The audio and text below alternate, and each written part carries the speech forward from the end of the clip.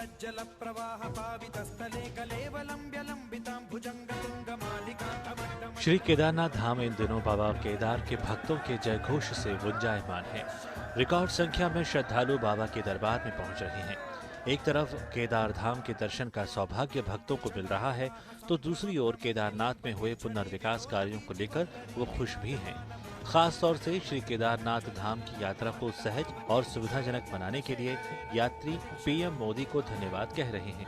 काफ़ी अच्छा लगा, काफ़ी अच्छी व्यवस्थाएं की है। जब हम चढ़ के भी आए तभी भी काफ़ी अच्छा व्यवस्था की हुई है। सारी टॉयलेट्स है और पानी पीने के कूलर्स वगैरह रखे हुए हैं, तो वैसे तो काफ़ी अच्छी व्यवस्था है।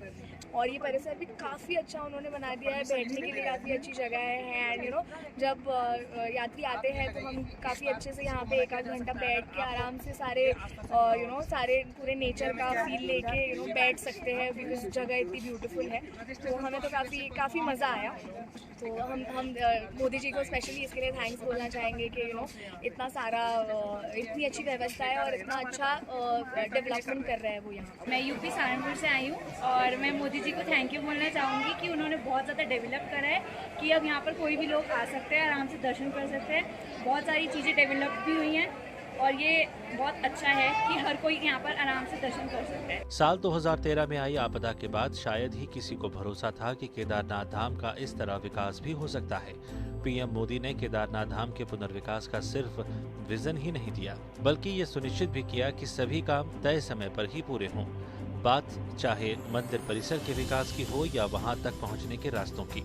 शंकराचार्य जी की समाधि को एक बार फिर और अधिक दिव्य स्वरूप में स्थापित करना हो, या फिर सरस्वती तट पर घाट का निर्माण, मंदाकिनी पर बना पुल हो, या फिर बाढ़ से सुरक्षा के लिए निर्माण कार्य, यात्री सेवाओं और सुविधाओं से जुड़ी पहल जमीन पर उतर चुकी है। प्रधानमंत्री मोदी जी ने जो यहाँ पर पुनर्निर्माण के कार्य करवा रहे हैं, बहुत ही काबिले तारीफ काम किया है। और यात्री आप कह सकते हैं कि एकदम भगवान श्री केदारनाथ के 500 मीटर दूर से ही दर्शन कर सकते हैं। और जो रैंप बनाया है, जो यहाँ पर सीढ़ियाँ बनाई है, वो बहुत ही बढ़िया तरीके से है और उस पर चलना इतना आसान है कि कोई भीड़ भाड़ नहीं होती। और जब आप केदारनाथ मंदिर में पहुँचते हैं तो आपको एहसास होता है कि वाह, बहुत ही बढ़िया काम किया है हमारे मोदी ने। क्योंकि जो केदारनाथ मंदिर का जो परिसर है, वहाँ पर जब शाम को आरती होती है तो वहाँ पर हजारों लोग एक साथ खड़े होकर आरती का आनंद ले सकते हैं।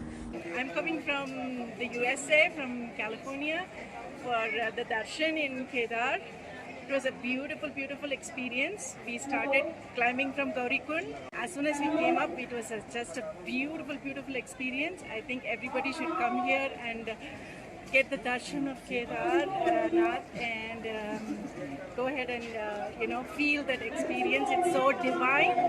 इतना ही नहीं, अब पीएम मोदी के प्रयासों के चलते केदारनाथ धाम सहित चारों धाम की सड़क मार्ग से यात्रा भी सुकून भरी हो गई है, जिससे श्रद्धालुओं का समय बच रहा है, तो यात्रा भी और सुरक्षित हो गई है। पहले डर रहता था मन में कि केदारनाथ धाम की यात्रा बहुत ही ज़्यादा कठिनाई वाली है और रास्ता बड़ा जो है बहुत लंबा है और जाम बहुत रहता है। बट जब हम यहाँ पहुँचे, अब हम रुद्रप्रयाग में इस समय, तो जो ये रोड को देखा है तो बहुत ही अच्छी ये रोड है, बहुत ही आरामदायक सफ़र रहा हमारा। अब मैंने देखा हम 4 घंटे में यहाँ पे पहुँच गए हैं और हमें कोई समस्या नहीं आई। और हमने रास्ते में भी देखा काफ़ी और काम चल रहे हैं। और हम इस ऑल वेदर बोर्ड के लिए प्रधानमंत्री नरेंद्र मोदी जी का तहे दिल से धन्यवाद करते हैं। पीएम मोदी की कोशिशों से श्रद्धालुओं के लिए बनी व्यवस्थाओं के चलते केदारनाथ धाम का तीर्थाटन अब कष्ट से मुक्त हो गया है और भक्तों को भोले बाबा के चरणों में लीन होने का सुखद अनुभव मिल रहा है।